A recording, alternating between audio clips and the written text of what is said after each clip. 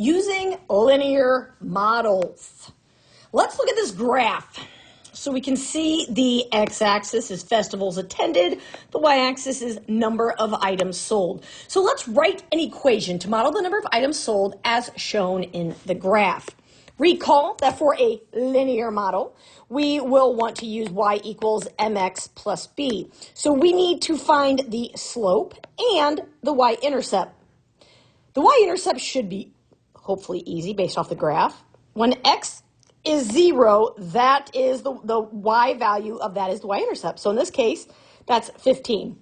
So we know that b is 15. Now to find our slope, there's a couple different ways you can do this, but we know that if I have 0 to 15, and then the next point is 140.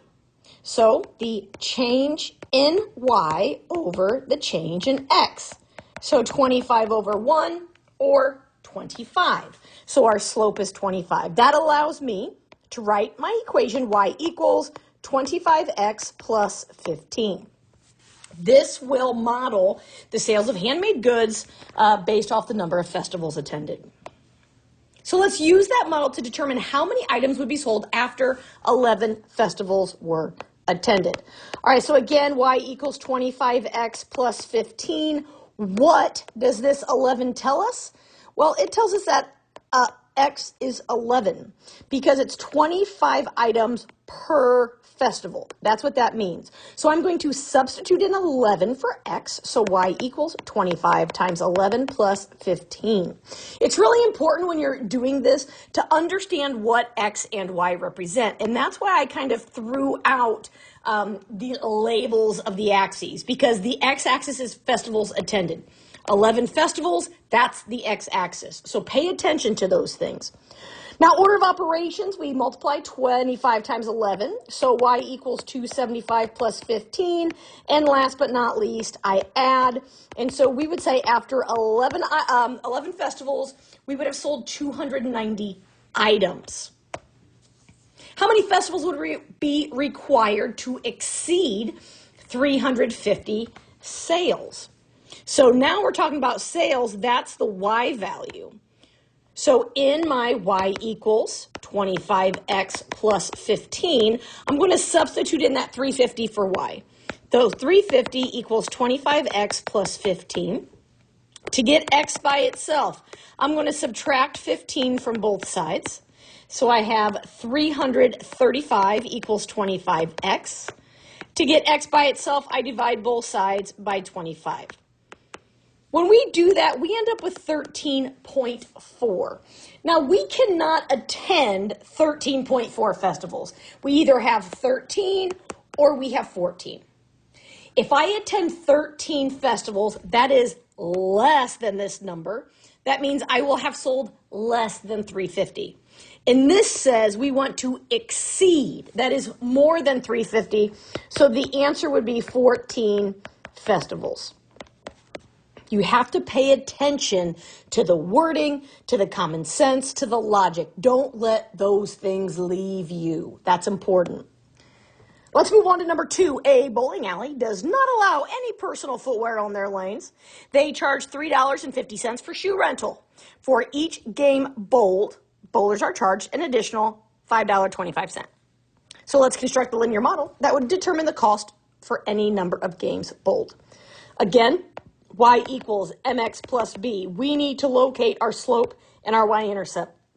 Now, we have two numbers given, 350 and 525. So think through, what is the difference between the slope and the y-intercept? Well, slope is a constant rate of change. So the slope is a recurring number. It happens more than once.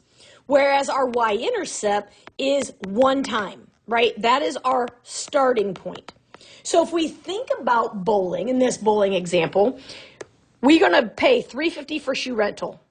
Y'all, you have to have the shoes first. You cannot bowl until you have the shoes, and therefore, that is my one-time fee. I pay for the shoes one time, and I can bowl as many games as I want.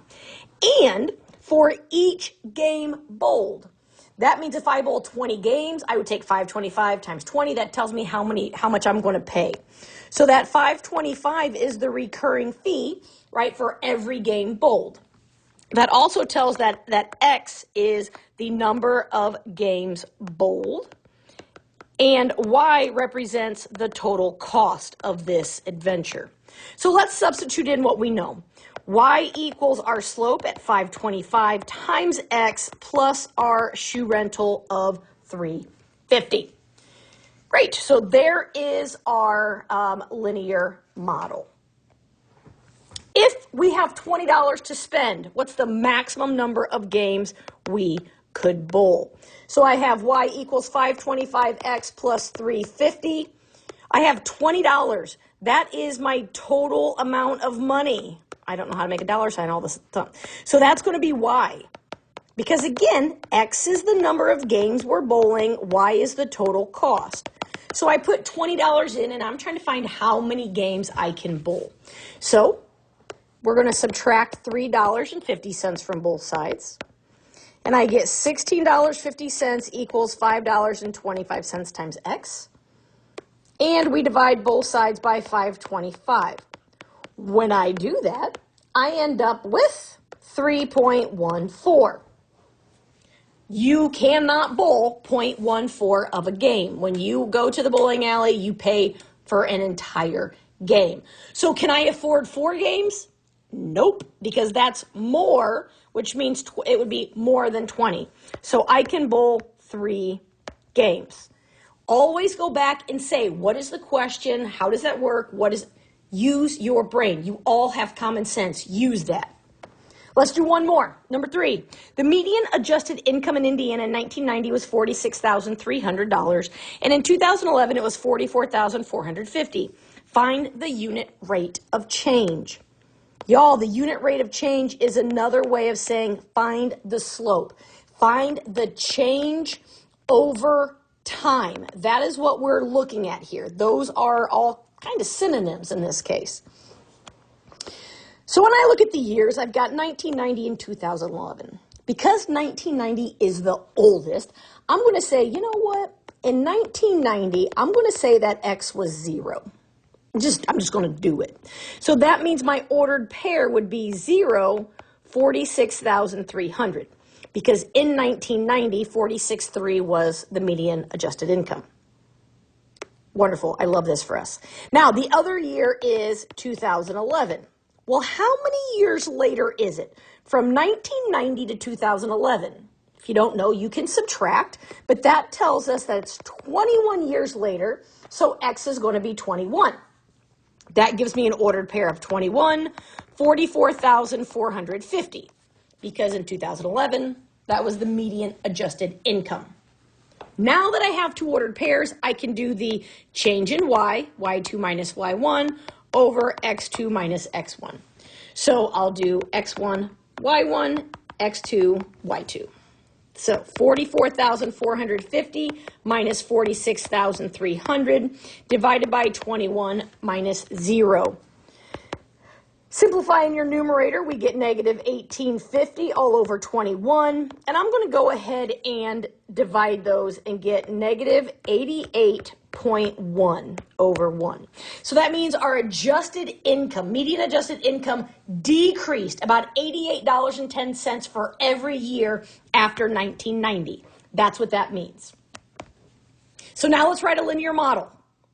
Well, we said in 1990, X is 0. So that means our y-intercept is going to be the 46.3 because it's the y value when X is 0. And we just found our slope to be negative 88.1. So thinking back to our y equals mx plus p plus b, let's plug in what we know.